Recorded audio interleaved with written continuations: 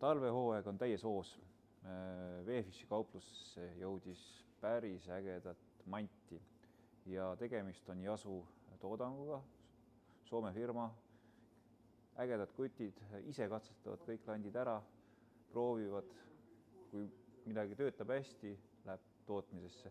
Näitan paari asja, mis nagu mulle endale nagu sümpatiseerivad. Kindlasti on ühed parimad kolmikud kohapüügiks täna, mida on võimalik leida, on Yasu omad. Nad on tugevad, nad on teravad ja ühesõnaga ei ole seda asja, et kala tõmbab konksud sirgeks ja läheb.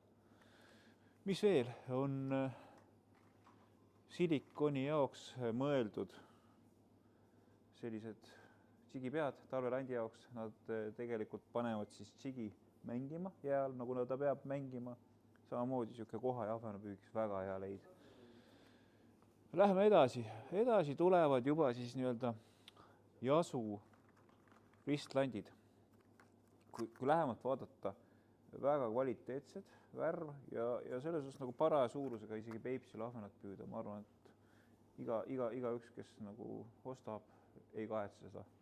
Edasi, mis mulle endale väga meeldib, on selline asi nagu, kui ma nüüd õieti ütlen, pelti, Yasu pelti RST. Siin on nagu lühidalt öeldes on 2 lanti ühes. Ja asja mõte on see, et üleval on siuke plekk, mis meelitab kala kaugemalt kohale ja all on siuke väike tsigi, siis Yasu puru või kuidas seda nimetavad, mis siis teeb all siukest ägedat mängu.